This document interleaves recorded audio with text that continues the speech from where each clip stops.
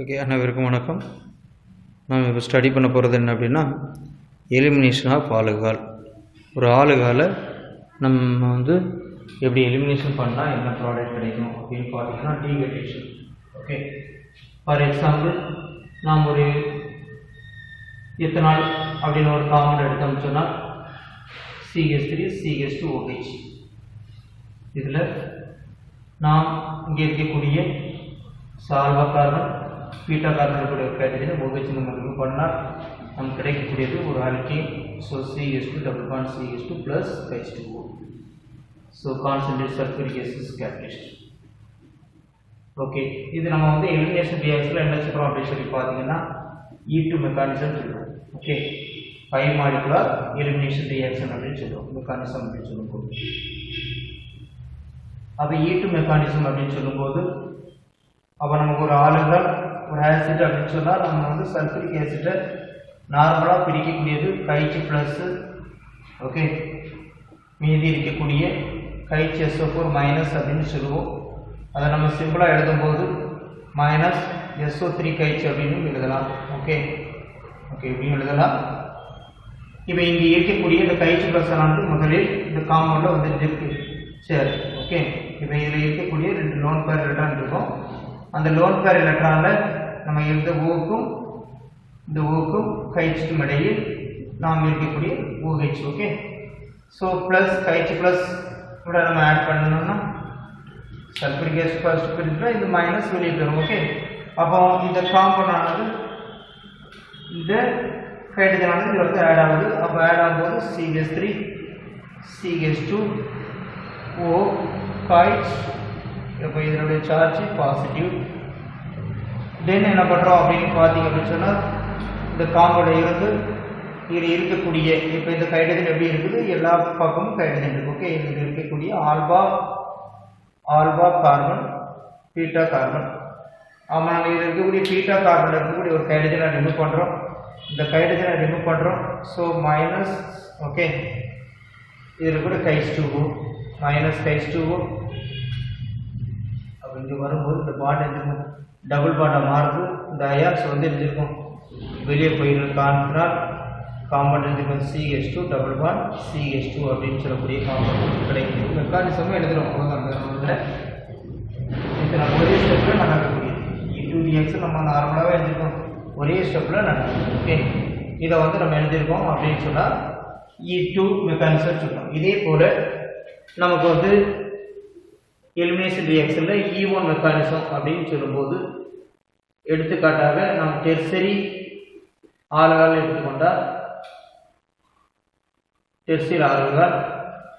அப்போ இங்கே இருக்கக்கூடிய OH பீட்டா இதில் இருக்கக்கூடிய ஹைட்ரஜன் ஆல்பா பீட்டா, ஏதாவது ஒரு பக்கத்தில் எல்லாமே பீட்டா தான்.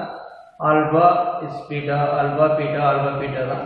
இங்கே இருக்க ஒரு ஹைட்ரஜனையும் ஒரு OH ரிமூவ் பண்ணால் நமக்கு கிடைக்கக்கூடிய compound concentrate sulphuric acid catalyst.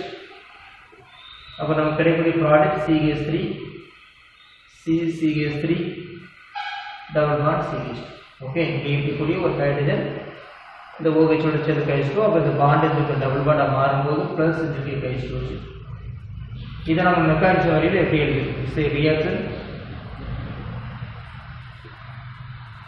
மெக்கானிசத்தில் step 1 இதில் ஒரு 3 ஸ்டெப்பில் நடக்குது. அப்போ ஸ்டெப் 1ல் என்ன பண்ணுறோம் அப்படின்னு சொல்லி பார்த்தீங்கன்னா நார்மலாக சல்ஃபூரிக் ஆசிட் பிரியன்னு சொல்லியிருக்கோம்.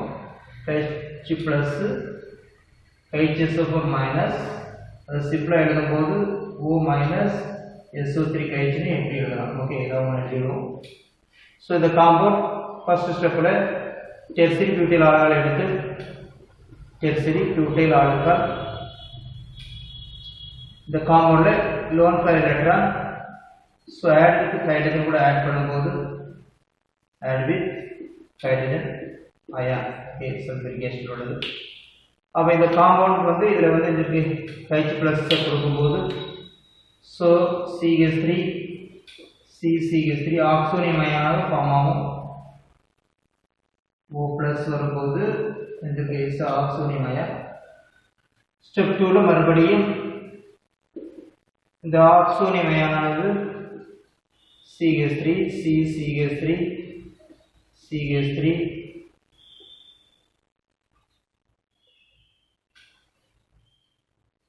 OH.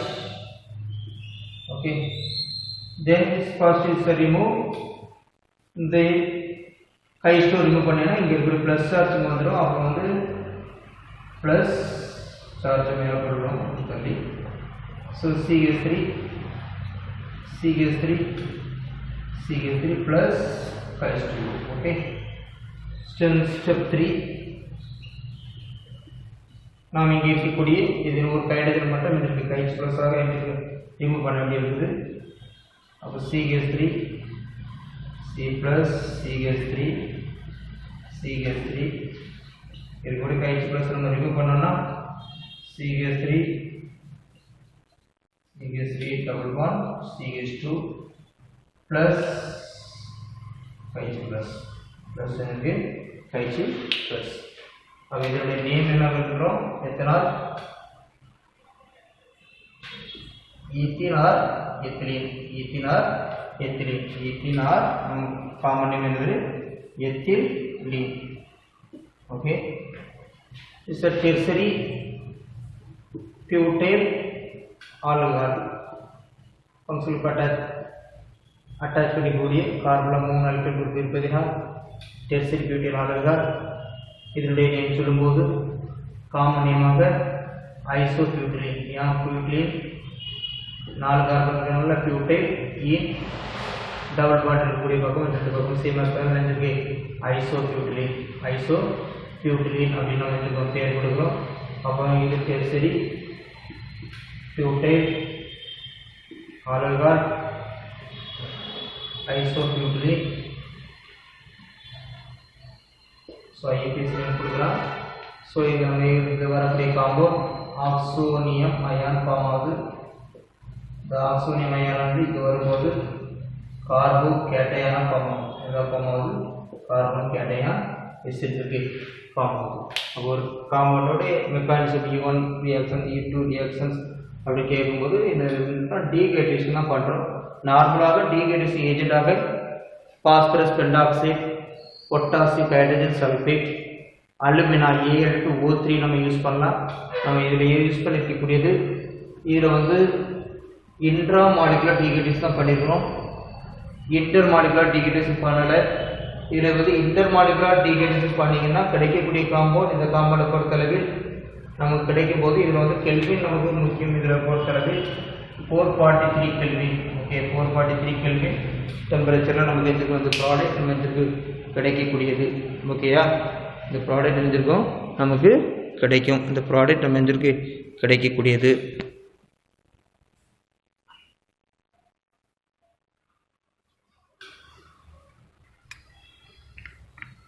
So elimination reaction E1 and எஞ்சிருக்கு E2 reactions. E1 E2 reactions. Okay,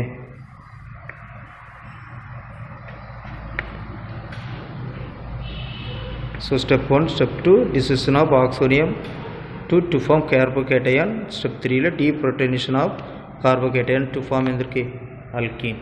Deprotonation of alkene. Okay, thank you.